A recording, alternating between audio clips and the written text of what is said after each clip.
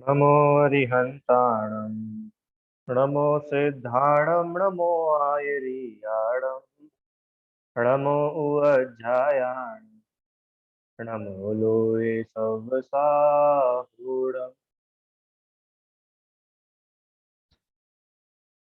हाँ, आत्मा परमात्मा पर हम लोग बात कर रहे थे, जिसमें हमने कल तक ये देखा कि जो बहिरात्मा है, जो आत्मा का ही एक भेद है, वो कैसा होता है, उसकी कैसी बुद्धि होती है, किस प्रकार जो बहिरात्मा जीव है वो पर पदार्थों में अपनापन मानता है। राइट? कैसे अपनापन मानता है कि पर में ही एकत्व, ममत्व, कर्तृत्व, भोक्तृत्व की उसकी बुद्धि होती है, और जो वस्तु जैसी है उसका वैसा श्रद्धान नहीं करता। कुल मिला के जो आप लोगों ने मिथ्या दृष्टि की परिभाषा पढ़ी है ना, कि मिथ्या दृष्टि किसे कहते हैं, कि जो मिथ्यात्व किसे कहते हैं, कि वस्तु के स्वरूप को नहीं पहचानना, जो वस्तु जैसी है उसको उस रूप नहीं ग्रहण करके कुछ अन्य रूप से ग्रहण करना, वो मिथ्यात्व है।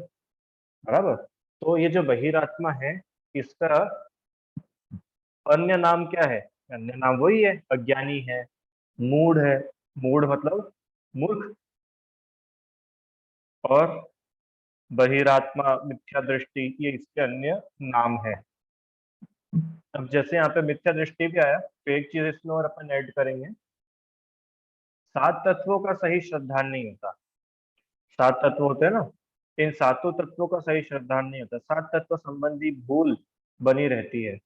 आश्रव से मैं सुखी हो जाऊंगा, अच्छे कर्मों का फल मुझे मिलना चाहिए, बंध में सुख मानना, संवर निर्जरा दुख रूप मानना, मोक्ष में आकुलता मानना, इस प्रकार के सारे मिथ्यात्व इस जीव के साथ में बना रहता है। तो ये हुई बहिरात्मा के लक्षण। आइए अब हम पढ़ते हैं जीव का ही दूसरा भेद, जिसका नाम है अंतरात्मा। अंतरात्मा किसे कहते हैं? कि वो जीव जिसकी अपनी आत्मा पर दृष्टि है। अब बहिरात्मा तो क्या था, कि आत्मा के बाहर था, वो समझता नहीं था कि मैं कौन हूँ, जीव कौन है, आत्मा कौन है, शरीर कौन है, कर्म क्या है, कर्म निज है कि पर है, स्वभाव क्या है, ऐसा कुछ भी इसको नहीं पता है। पर अब जो अंतरात्मा जिसकी बात अपन कर रहे हैं, यह जीव आत्मा में ही अपनापन मानता है। इसको ये श्रद्धान है कि सबसे पहली बात, आत्मा कौन है, और आत्मा कौन है वो तो है ही, मैं आत्मा हूँ। जो आया था ना, ज्ञान स्वभावी जीव तत्व आत्मा है, तो वो ज्ञान स्वभावी जीव तत्व कोई और नहीं है, वो मैं ही हूँ। समझ में आ रहा है क्या? अंतरात्मा की पहचान, कि उसको आत्मा में ही अपनापन है। उसको ये भरोसा है कि मैं जीव ही हूँ, मैं कुछ और नहीं हूँ। क्यों? अभी तो अपन कुछ और नहीं है, बाद में तो कुछ और बन सकती है। जीव कभी बदल करके कुछ बदलता है, बनता है क्या? सोना 1,000 साल बाद क्या रहेगा? बोलो। सोना 1,000 साल बाद में सोना ही रहेगा। 1 करोड़ साल बाद कि सोना ही रहेगा। सोना बदल करके चांदी कब हो जाएगा? अच्छा बताओ। सोना बदल करके चांदी हो सकता है क्या?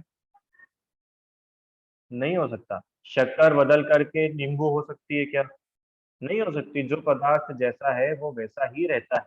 तो ये जीव का श्रद्धान होना, ये अंतरात्मपना है, कि मैं, देखो अब बहिरात्मा जो रहता है ना, बहिरात्मा के मैं आपको लक्षण बताता हूँ, कि ये मनुष्य गति में गया तो अपने आप को मनुष्य मानने लगा, नरक में गया मानो तो अपने आप को नारकी मानने लगा, देव बन गया, स्वर्ग में चला गया तो अपने को देव माना, तिर्यंच हुआ, अपने को पेड़ पौधा माना, अपने को जानवर माना, इस कारण दुखी रहा।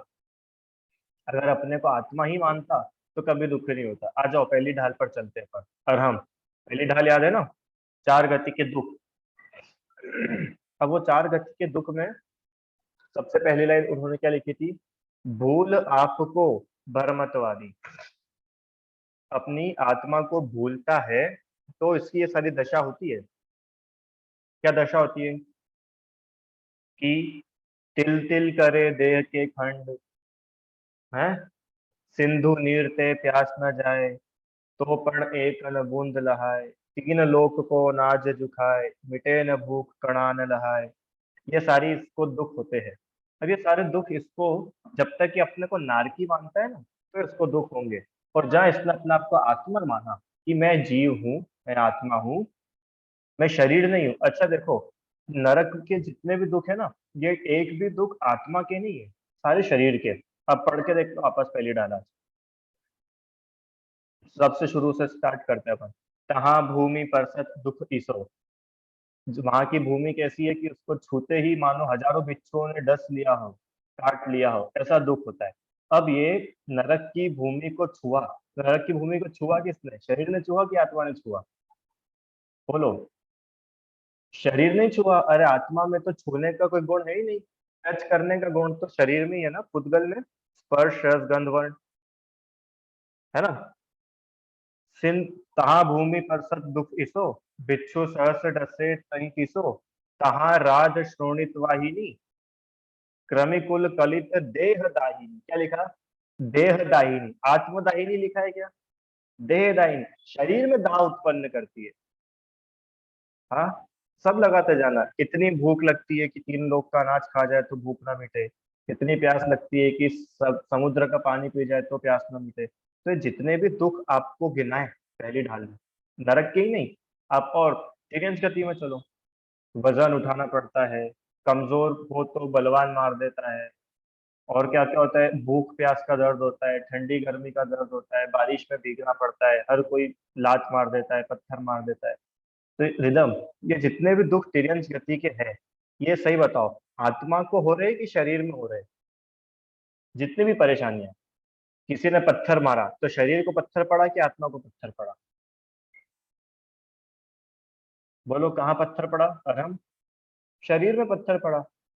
किसी ने खूब सारा वजन अपने ऊपर डाल दिया, तो ये सारा वजन आत्मा पर रहा कि शरीर पर रहा? शरीर पर रहा। अरे आपको कुछ समझ में आ रहा है मैं क्या बोल रहा हूँ? है ना। स्वर्ग में जाओ, स्वर्ग में भी पांचों इंद्रिय के विषय मिल रहे थे, शरीर को बहुत अच्छा अच्छा मिल रहा था। अब ये सब अब नहीं मिल रहा है, इसका तुमको दुख था। मनुष्य गति में भी शरीर आश्रित, पांचों इंद्रिय के आश्रित जितने सुख थे वो सुख नहीं मिल रहे। तो कुल मिला के देखा जाए तो जितने भी दुख चारों गतियों के बताए पहली ढाल में, ये सारे दुख शरीर को अपना मानने से थे। जहां शरीर को अपना मानना छूटा, वहां पर ये दुख चले गए। तो हम अपने आप को शरीर नहीं माने तो क्या माने? क्या मानना चाहिए फिर? बोलो। अरे जो है वो मानो, आत्मा हो, आत्मा मानो। कि वो निगोद में जाने के बाद तो अपन निगोदिया हो जाते हैं कि नहीं? कि नहीं, निगोद में जाने के बाद भी तुम आत्मा रहते हो। दृष्टि काय पे कर रही? ध्रुव पे, द्रव्य पे दृष्टि है। क्यों? नेकलेस बनने के बाद में सोना नेकलेस हो जाता है कि सोना सोना रहता है? ये बताओ। और काली पॉलीथीन में डालने के बाद में सोना काला हो जाता है कि सोना सोना रहता है? या कंगन बनने के बाद में सोने का क्या होता है? लगाते जाओ। तो सोने को याद रखो हमेशा। रीता आंटी, सोने की कितनी सारी अवस्थाएं होती है। चेन बन जाती है, घड़ी बन जाती है, ब्रेसलेट कंगन बन जाता है, अंगूठी बन जाती है, हार बन जाता है, कान की क्या होती है, बालियां बन जाती है। इतना सब सोने का होता है। पर ये बताओ, सोने का क्या बिगड़ा? सोना बदल करके कुछ और हो गया क्या? कि नहीं, सोना तो पहले ही सोना था, अभी भी सोना ही है, और भविष्य में भी क्या रहेगा? सोना ही रहेगा। ऐसे ही हम हम अभी मनुष्य है क्या? कि अगर मनुष्य मानोगे अपने आप को तो पक्का दुखी होगे। तो क्या? मैं सदा से रहा आत्मा, अब भी हूँ आत्मा ही रहूंगा, न बदलूंगा मैं हमेशा से आत्मा ही रहा, अभी भी आत्मा हूँ, और आत्मा ही रहूंगा, ना बदलूंगा मैं कभी बदलने वाला नहीं हूँ। ये जो श्रद्धान है ध्रुव, ये जो दृष्टि है, ये है सम्यक दृष्टि। कितना सरल है। बताओ, सम्यक दर्शन कहाँ कठिन है? सोने को सोना मानना कठिन है क्या? हाँ, सोने को देखो, सोने को डायमंड मानना कठिन है, सोने को चांदी मानना कठिन है, सोने को लोहा मानना कठिन है, पर सोने को सोना मानने में क्या कठिनाई है? ऐसे ही आत्मा को आत्मा ही मानने में क्या कठिनाई है, कितना सरल है सम्यक दर्शन। हाँ, कितनी अच्छी लाइन है, ये लाइन याद कर लो आप लोग सब, और हो सके तो अपने कमरे में लगा देना इसको लिख करके। मैं सदा से रहा आत्मा, अब भी हूँ आत्मा ही रहूंगा, न बदलूंगा मैं। हम हमेशा से आत्मा ही थे, आत्मा ही है, और आत्मा ही रहेंगे। क्यों ध्रुव, नरक में जाने के बाद क्या होगा? मान लो तुम नरक में चले गए, तो क्या होगा कि कोई बात नहीं, फिर भी मैं आत्मा ही रहूंगा। और अच्छा, स्वर्ग में चले जाओगे तो फिर भी मैं आत्मा रहूंगा। अच्छा, निगोद में चले गए तो फिर भी मैं आत्मा ही रहूंगा। और अच्छा, तुम भगवान बन गए तो भी क्या हुआ, मैं फिर भी आत्मा रहूंगा। कितनी गजब बात है। अरे आत्मा तो आत्मा ही रहेगा ना, ये अंतरात्मा पर, ये सम्यक दर्शन हो गया। सरल सी बात है। अपना श्रद्धांत क्या लिखा है यहाँ पर? अपने आत्मा में अपनापन मानना कि मैं आत्मा हूँ, और यही मैं हूँ, आत्मा ही मैं हूँ। ये हूँ है ना, हूँ, अपने एग्जिस्टेंस, अपने होने का निर्णय, ये सम्यक दर्शन है। अब इसके लिए कुछ नहीं करना है आपको। बताओ इसके लिए क्या करना है? सोने को सोना जानने के लिए कितनी पीएचडी करना पड़ेगी? बोलिए स्वर्ण प्रभा आंटी। सोने को अपने को सोना जानना है तो पीएचडी करना पड़ेगी क्या, यूनिवर्सिटी में जाकर के? है, नहीं करना पड़ेगी। क्यों नहीं करना पड़ेगी? कि भैया वो तो है ना, बस है तो है, खत्म बात। ऐसे ही आत्मा को आत्मा जानने के लिए क्या करना पड़ेगा? क्या करना पड़ेगा? पता है, हम लोगों ने अपनी भूल से सम्यक दर्शन को बहुत कठिन बना दिया। हम लोग पता है क्या सोचते हैं, ईमानदारी से आप लोग बता रहा, सम्यक दर्शन कोई बच्चों की बात थोड़ी है। क्यों? बड़े बड़े नहीं कर पाए, बड़े बड़े शास्त्र पढ़ने वाले लोग नहीं कर पाए, तो सम्यक दर्शन कोई ऐसे ही हो जाता है क्या? कि हाँ ऐसे ही हो जाता है। तुम अगर शास्त्र पढ़ करके सम्यक दर्शन ढूंढ रहे हो, नहीं मिलेगा। तुम अगर यात्रा करके, शुद्ध भोजन करके, देखो मैं इन सब चीजों का मना नहीं कर रहा हूँ, पर इन सब का रिलेशन सम्यक दर्शन से नहीं है। अरे, सोने को सोना जानने के लिए कितना शुद्ध भोजन करना पड़ेगा? आप तो सोने को लेकर के चलो तो आपके सारे कंसेप्ट क्लियर होते जाएंगे। कितने नमोकार मंत्र की माला फेरना पड़ेगी? सोने को सोना जानने के लिए कितनी नमोकार की माला फेरना पड़ेगी? बताओ। सोने को सोना जानने के लिए कितने विधान करना पड़ेंगे? हाँ भाई, अभी वापस बोल रहा हूँ, मैं ये नहीं बता रहा आपको क्या विधान करो या ना करो, आप पूजा करो या ना करो, अभिषेक करो या ना करो, स्वाध्याय करो या ना करो। मैं बता रहा हूँ कि ये मत मानो कि मैं इतना सब कुछ करूंगा उसके बाद ही समय दर्शन होगा। बिल्कुल नहीं है ऐसा। आपने एक मुनिराज का नाम सुना है, शिव भूति मुनिराज परम? शिव भूति मुनिराज का नाम सुना है आपने? स्टोरी याद है किसी को? सबको पता है? शिव भूति मुनिराज भगवान बन गए। अच्छा, आप लोगों को लगता है कि हमें भगवान बनना है? भगवान बनने के लिए क्या करना पड़ेगा? क्यों? भगवान बनने के लिए क्या करना पड़ेगा? कितने सारे शास्त्र पढ़ना पड़ते हैं भगवान बनने के लिए? कुछ मिनिमम नंबर होगा ना कि भैया जब तक आप इतने शास्त्र नहीं पढ़ोगे आप भगवान नहीं बन पाओगे, मिनिमम इतना तो होना ही चाहिए। तो आप शिव भूति मुनिराज से जाकर के मिलो, उनको पता है नमोकार मंत्र तक याद नहीं हो पाता था। तब आप सोच लो उनका ज्ञान कितना सा था, कितना सा था शिव भूति मुनिराज का ज्ञान। उन्हें नमोकार मंत्र जैसी 5 लाइनें भी उनको याद नहीं हो पाती थी। समझ में आ रहा है कुछ? उसके बाद भी वो भगवान बन गए। नमोकार मंत्र जिनको याद नहीं होता था वो भी भगवान बन गए। इसका मतलब क्या है? इसका मतलब ये है कि अगर हमको भगवान बनना है तो आप ये बिल्कुल मानना छोड़ दो कि मैं बहुत सारे शास्त्र पढ़ूंगा उसके बाद ही भगवान बन पाऊंगा। ऐसा बिल्कुल नहीं। तो क्या करें फिर, शास्त्र पढ़ना छोड़ दे? कि छोड़ सको तो छोड़ दो।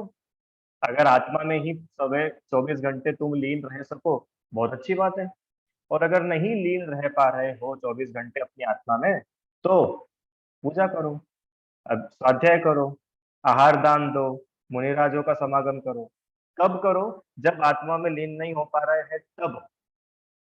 अब जिसको आत्मलीनता ही हो गई है वो ये सब चीजें क्यों करेगा? समझ में आया?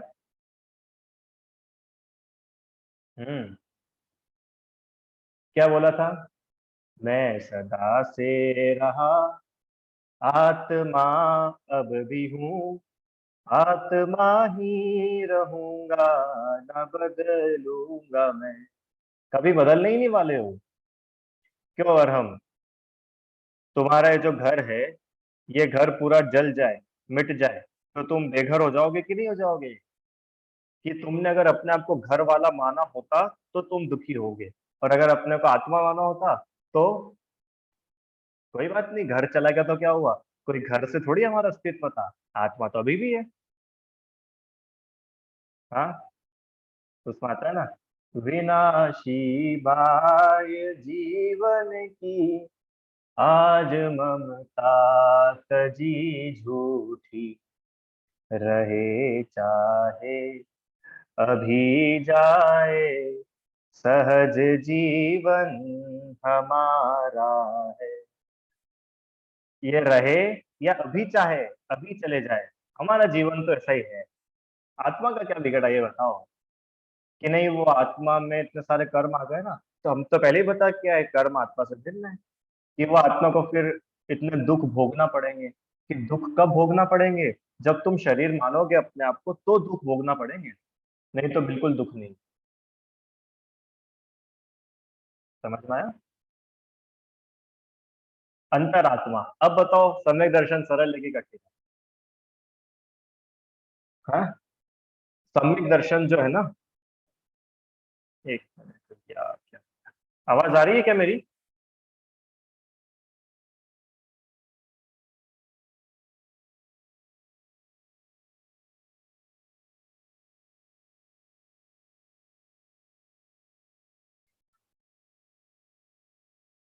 आवाज आ रही है आपको?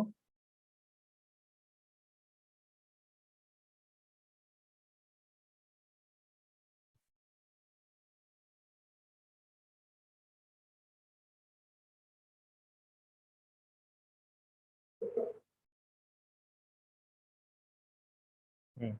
आवाज आ रही है क्या आप लोगों को? ठीक है। हाँ, तो अब सम्यक दर्शन सरल कैसे हो गया? कि सरल तो है ही ना, अपने को अपना मानना ये कठिन कहाँ है ना? इस प्रकार से समझना है इसमें। चलो थोड़ा सा आगे देखते हैं। अब अंतरात्मा करता क्या है? ये अभी अपन ने जो समझा ना इतनी देर में, वही सब करता है। कि भेद विज्ञान के बल से आत्मा को देह आदि से भिन्न ज्ञान और आनंद स्वभावी जानता है। वापस से, भेद विज्ञान के बल से आत्मा को देह आदि से भिन्न ज्ञान और आनंद स्वभावी मानता है। वापस से, भेद विज्ञान के बल से आत्मा को देह आदि से भिन्न ज्ञान और आनंद स्वभावी अनुभव करता है। ये करता है अंतरात्मा। अब भेद विज्ञान का बल, भेद विज्ञान का बल मतलब, भेद विज्ञान मतलब पढ़ाया था ना, भेद विज्ञान मतलब क्या होता है? बोलो भाई, कौन बताएगा? भेद विज्ञान मतलब बताइए, रीता आंटी।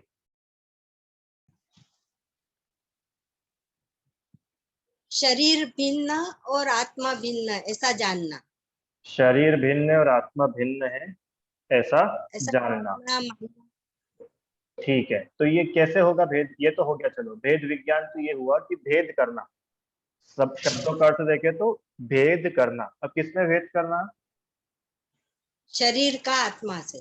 बढ़िया, शरीर और आत्मा में भेद करना।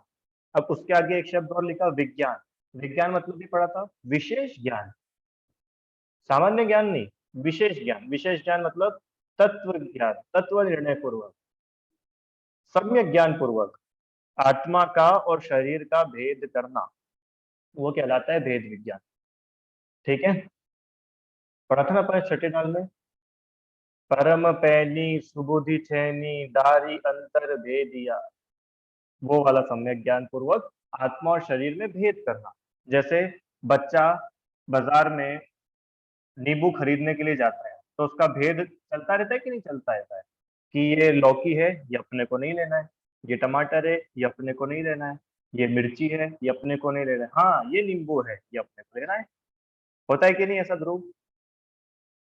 है ना, वो भेद विज्ञान मतलब आपको प्रॉपर डिफरेंशिएट आप कर पा रहे हो कि मुझे ये लेना है और ये नहीं लेना है, मम्मी ने मुझे ये लाने को कहा था। ऐसे ही शरीर और आत्मा में भेद विज्ञान करना। तो ये भेद विज्ञान होगा कैसे कि अपने को आत्मा जानेगा, अपने को स्व जानेगा और सबको पर जानेगा, तो भेद विज्ञान होगा।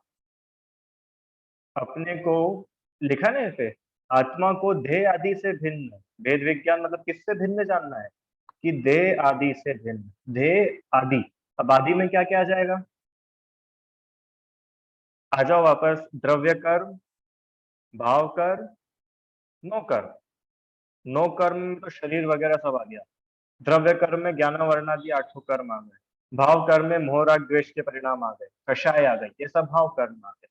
तो इन सबसे मैं भिन्न चैतन्य तत्व हूँ, आत्मा हूँ, ऐसा श्रद्धान, ये लिखा ना, इन सबसे भिन्न मैं ज्ञान और आनंद स्वभावी हूँ। अब कितनी गजब की बात है। एक क्वेश्चन पूछूं आपसे इस पर, बताना। आनंद स्वभावी लिखा है, आनंद मतलब तो पता है आप लोगों को? ध्रुव, आनंद मतलब खुश रहने वाला, प्रसन्न रहने वाला। अब मुझे बताओ, क्रोध कषाय चल रही है, क्रोध कषाय चल रही है ना, खतरनाक क्रोध कषाय है, तो क्रोध कषाय करते समय भी तुम आनंद स्वभावी हो क्या? ये मेरा प्रश्न है। क्रोध कषाय हो रही है, और हम क्वेश्चन समझ में आया क्या मेरा? क्रोध कषाय, खतरनाक गुस्सा आ रहा है, बहुत तेज गुस्सा आ रहा है। अब इतने तेज गुस्से में भी वहां पे क्या लिखा है कि हम तो आनंद स्वभावी है। ये कैसी उल्टी उल्टी बात है? दोनों अपोजिट नहीं हो गई कि एक तरफ तो बोल रहे हो आनंद स्वभावी और एक तरफ तो हम बहुत दुखी है, हम कषाय कर रहे हैं, इतना गुस्सा आ रहा है, आंखें लाल हो गई है, सामने जो दिख रहा है उसको मार रहे हैं हम तो। बोलो ये कैसे होगा? कौन देगा उत्तर? बताइए। जी बोलिए।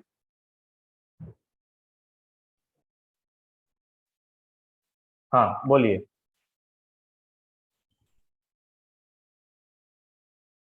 हाँ बोलिए, स्वर्ण प्रभा आंटी आपकी आ रही है आवाज, बताइए। क्योंकि आनंद उसका स्वभाव है, आत्मा का स्वभाव सुख और आनंद पूर्वक है, और जो कषाय है वो एक समय के पर्याय है, वो फिर आज है फिर नष्ट हो जाएगी। हाँ बढ़िया। तो भेद विज्ञान कैसा होगा इसमें? मतलब उसको भेद विज्ञान करना है कि ये कषाय, ये तो एक समय का है, हमेशा के लिए नहीं है। ये मेरा स्वभाव तो, मैं तो ज्ञान स्वभावी आनंद स्वभावी हूँ। हाँ, और वो हमेशा है कि कभी कभी है? वो तो हमेशा है, शाश्वत है, त्रिकाल है। हाँ बहुत बढ़िया, अच्छी बात है ना। और कभी नहीं समझ में आए तो अपना तो अपने पास तो सोना है, सोने के पास में चलो। ध्रुव, सोने को कीचड़ में डाल दिया, बिल्कुल गंदा हो गया, बिल्कुल है ना, काला है, उस पे गंदगी लग गई, मैल लग गया, और सुअर ने उसको चाट भी लिया, और पता नहीं क्या क्या हो गया उसके साथ। ठीक है, उसके बाद में तुमको वो सोना दूं तो तुम वो सोना लोगे कि नहीं लोगे? ले लोगे? पक्का? इतना गंदा है वो, स्मेल आ रही है उसमें से, बदबू आ रही है, आंखों को देखने में अच्छा नहीं लग रहा, कि उसके बाद भी तुम ले लोगे? क्यों? क्योंकि तुमको पता है, अरे सर वो तो थोड़ा सा पानी डालेंगे और क्या हो जाएगा, धुल जाएगा। हमारी दृष्टि, और हम अपनी दृष्टि कीचड़ पे थोड़ी है, अपनी दृष्टि सोने पे है। समझ में आया? ऐसे ही ये जो कषाय आई है, ये जो क्रोध आ रहा है, ये जो घमंड आ रहा है, ये जो मोह राग द्वेष हो रहे हैं, ये जो कर्म का उदय आ रहा है, अरे ये जो शरीर भी है थोड़े समय के लिए चला जाएगा, और मैं आत्मा था, आत्मा हूँ, और आत्मा रहूंगा। ये वेद विज्ञान हुआ।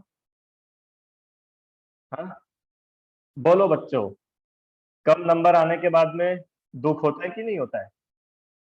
ध्रुव भाई, बहुत बच्चे होते हैं ना ऐसे आजकल, बड़े लोग भी होते हैं, थोड़ा सा उनको लाइफ में कुछ अनफेवरेबल हुआ, नंबर कम आए, कहीं पर उनको सिलेक्शन नहीं हुआ, किसी ने बुरा बोल दिया, झगड़ा हो गया, तो क्या कर लिया, सुसाइड कर लिया। तो ये बताओ, क्या सुसाइड करना, आत्महत्या करना उसका इलाज था क्या? कि आत्महत्या करना, पता है, सच्ची में इलाज नहीं। अगर अपन यहाँ से भी ना सोचे ना देखो ये तो पक्की बात है, आत्महत्या करने वाला जीव पक्के से मर करके बुरी गति में जाएगा, स्वर्ग में तो जाने नहीं वाला है।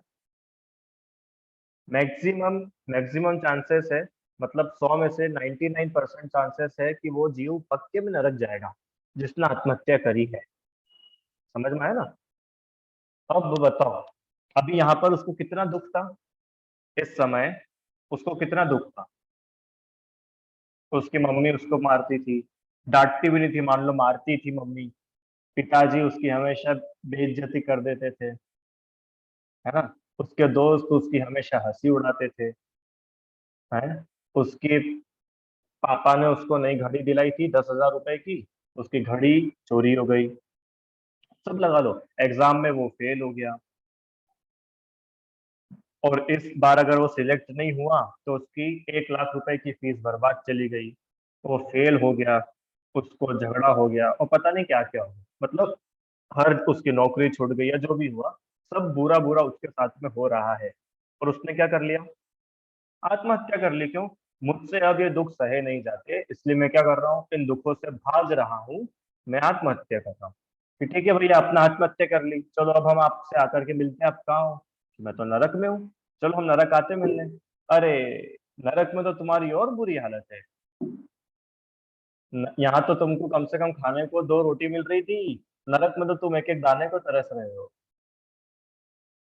यहाँ तुम्हारे पास पीने को पानी तो था, नरक में तुम्हारे पास पानी भी नहीं। एक एक चीज लगाते जाना उसमें। यहाँ तो तुम्हारी मम्मी तुमको मार रही थी, यहाँ तो 100 नारकी मिलकर के तुम्हारी पिटाई लगा रहे हैं। बताओ अब, तुम पहले ज्यादा दुखी थे कि अभी ज्यादा दुखी हो? ध्रुव, समझ में आ रहा है? पहले तो तुमको एक बॉस डांटता था, अब तो सारे नारकी मिलकर के डांटते हैं। पहले तो एक पिताजी कभी कभी ऊंची आवाज में बोलते थे, या तो इतने सारे नारकी मिलकर के तुमको गालियां देते हैं, तुमको बददुआएं देते हैं, तुमको बुरा बुरा बोलते हैं। तो बताओ, ये अच्छी बात थी? तुम मनुष्य गति को छोड़ करके नरक में पड़े हो? नहीं थी। क्यों नहीं थी? क्योंकि वहां पर हमारा दुख तो कुछ था ही नहीं। क्यों, नरक के दुख के आगे ये दुख क्या लगते हैं? जिन छोटी छोटी बातों को लेकर के आजकल बच्चे आत्महत्या कर लेते हैं, कि नहीं सर, वो हम पिछले 15 साल से, पिछले 10 साल से हम तो फर्स्ट आते थे, इस बार क्या हुआ कि इस बार मैं सेकंड आ गई हूँ, इसलिए मैं बहुत दुखी हूँ। अरे काय का दुख है तुमको? उनसे जाके मिलो जो बच्चे बेचारे फेल हो गए। क्यों ध्रुव? टॉपर बच्चे होते हैं ना, टॉपर बच्चे को ये दुख रहता है। क्या दुख रहता है? कि सर हर बार मेरे 95 प्लस नंबर आते थे, इस बार मैं बहुत सैड हूँ, बहुत दुखी हूँ सर। क्यों, क्या हो गया आपको? सर इस बार मेरे ओनली 91 नंबर आए। अरे तो 91 तो आए ना, उनसे जाके मिलो जिनके बेचारों के 30 नंबर है, 35 नंबर है। और विश्वास मानना, 30-35 नंबर वाले बच्चे ज्यादा मस्त रहते हैं। क्यों ध्रुव? जिन बच्चों को टेंशन नहीं कि बस अब पास हो गए ना सर, बस बहुत है, बस खेलो कूदो, अगली क्लास में जाएंगे, दोस्तों के साथ मस्ती करेंगे। क्यों, होता है कि नहीं होता है? ऐसा ईमानदारी से बताना आराम। और जिस बच्चे के ऊपर प्रेशर रहता है ना, ओ 94 कैसे आ गए, 95 आने चाहिए, 96 आने चाहिए, तो बच्चा हमेशा दुखी रहेगा। कारण कि अभी तो उसकी कंपटीशन है क्लास के 30 बच्चों के साथ में। जब वो बच्चा बड़ा हो जाएगा तो उसकी कंपटीशन होगी स्कूल के 100-200 बच्चों के साथ। और बड़ा हो जाएगा ना, कोचिंग के हजारों बच्चों के साथ उसकी कंपटीशन। और बड़ा हो जाएगा ना, इंजीनियरिंग की परीक्षा में बैठने वाले लाखों बच्चों के साथ में उसकी कंपटीशन है। और बड़ा हो जाएगा ना, तो पूरी दुनिया भर के इंजीनियर्स के साथ में उसकी कंपटीशन। तुम कहाँ कहाँ उसको जिताओगे, कहाँ कहाँ वो फर्स्ट आएगा। और अगर वो फर्स्ट नहीं आया तो तुम, वो पक्के में दुखी होगा। क्यों? क्योंकि तुमने तो उसकी आदत डाल रखी थी, फर्स्ट आओ फर्स्ट आओ फर्स्ट आओ फर्स्ट आओ। और फर्स्ट आओ की आदत डालने की बजाय अगर उसकी हमने ये आदत डाली होती ना, प्रसन्न रहो, खुश रहो, ठीक है, और मेहनत करना, खुश रहो, आनंद में रहो, तो बच्चा कभी दुखी नहीं होगा, तो बच्चा कभी डिप्रेस नहीं होगा। हम्म। कोई बात नहीं, कम नंबर आ गए तो क्या हुआ, अपन और मेहनत करेंगे, हाँ, ऐसा मोटिवेशन देना चाहिए बच्चों को, और बच्चों को भी ऐसा मोटिवेशन लेना चाहिए। नशा नहीं, पढ़ाई को कभी भी नशा नहीं बनाना। और पढ़ाई नशा बने तो ठीक है, अच्छे नंबर्स को तो नशा बनाना ही नहीं कभी। अच्छे नंबर आना चाहिए, अच्छे नंबर आना चाहिए, बिल्कुल भी नहीं। 99 वाला भी दुखी रहता है कि मुझे 100 क्यों नहीं है। और इन चीजों का तो वास्तव में कोई अंत है ही नहीं। अच्छा, आप मुझे बताओ, चलो 100 नंबर जिस बच्चे के आते हैं उससे जाके अपन मिलते हैं। मानो कौन है अपनी क्लास में, कोई है क्या टॉपर बच्चा अपना इंटरव्यू देना चाहता हो, जो अपना इंटरव्यू देना चाहता हो? बोलो, आज 5 मिनट का इंटरव्यू लेते हैं अपन। बोलो, लड़कों में, लड़कियों में कोई है? अरे जिसके अच्छे नंबर आते हो अपनी क्लास में। अरम भैया के आते, चलो आराम से बात करते हैं अपन। हाँ अरम भाई, अनम्यूट करो। हाँ हाँ, चलो जैसे मानो तुम्हारे आ गए फुल नंबर आया आज तक 100 में से 100?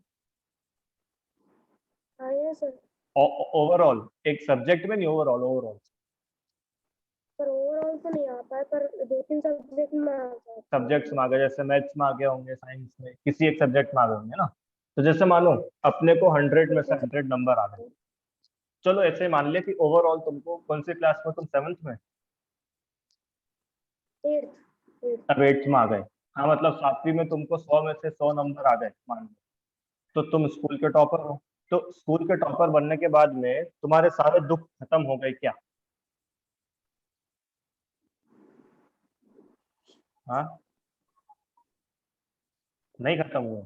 मैं थोड़ा एग्जांपल दूं दुख के, चलो 100 में से 100 नंबर आ गए और तुमको वो जुकाम हो रहा था बहुत दिनों से, तो 100 में से 100 नंबर जैसे रिपोर्ट कार्ड पे पड़े, आपकी सर्दी ठीक हुई कि नहीं हुई?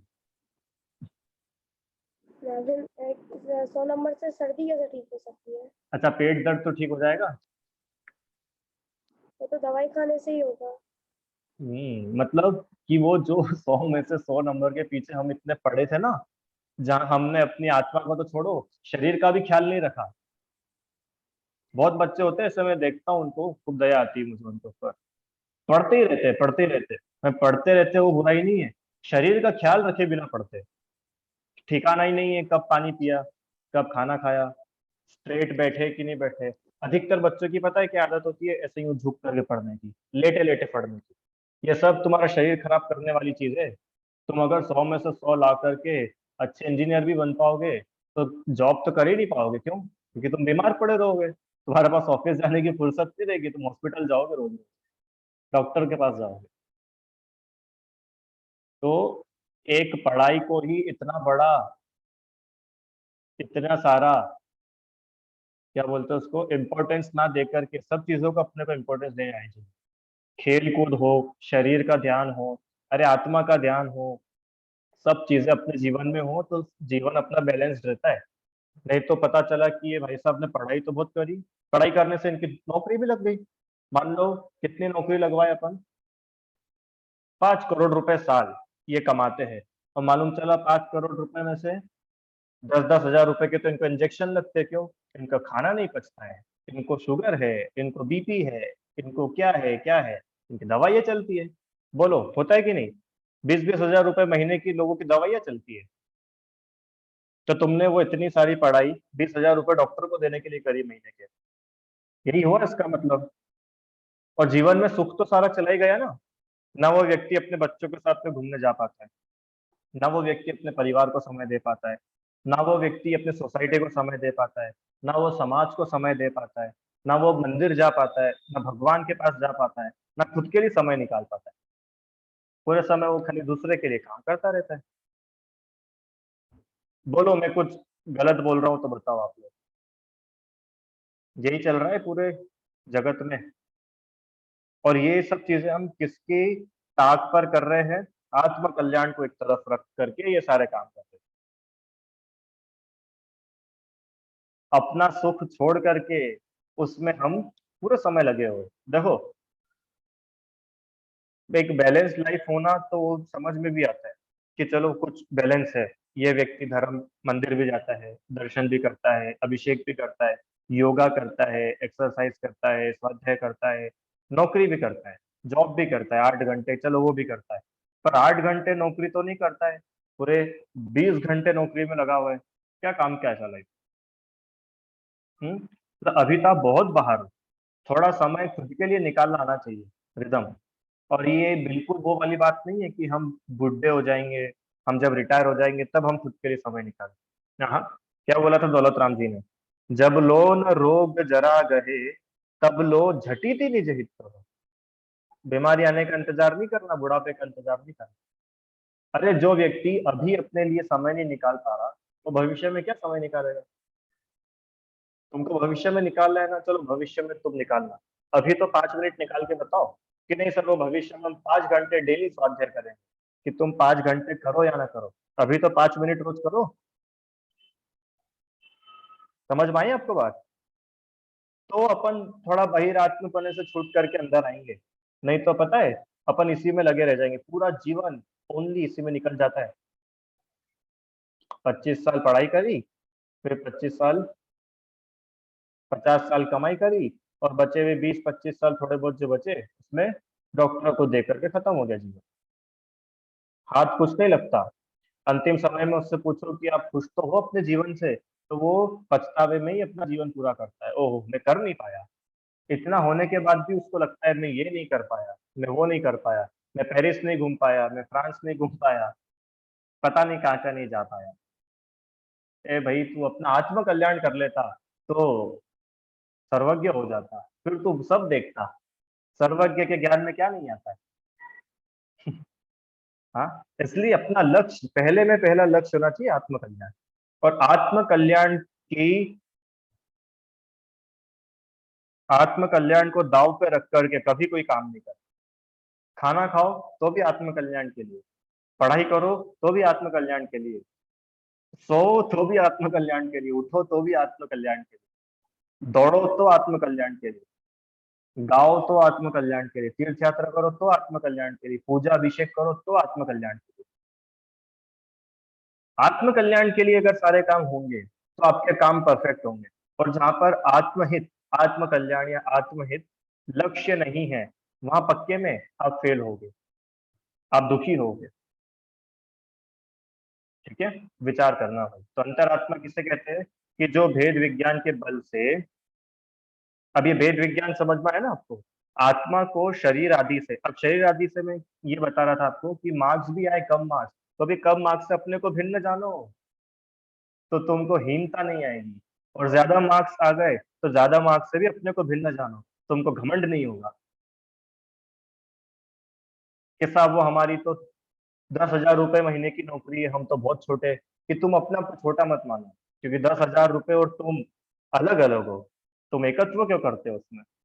ऐसे वेद विज्ञान के बल से अपनी आत्मा का श्रद्धान ज्ञान आचरण करना, वह अंतरात्मपना है। ठीक है, अब विशेष चर्चा अपन ये जो है कल करेंगे। जिनवाणी स्तुति। हे जिनवाणी भारती, तोय जपो दिन रैन, जो तेरी शरणा गए, सो पावे सुख चैन। जा वाणी के ज्ञान से तुझे लोकालोक, सो वाणी मस्तक नमो सदा दे तू दो।